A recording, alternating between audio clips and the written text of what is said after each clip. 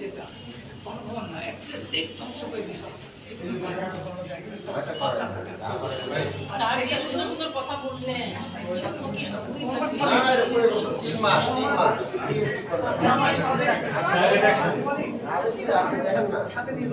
এটা হচ্ছে বলতেছে যে আব্বাস সাথে দাদির সাথে মিলে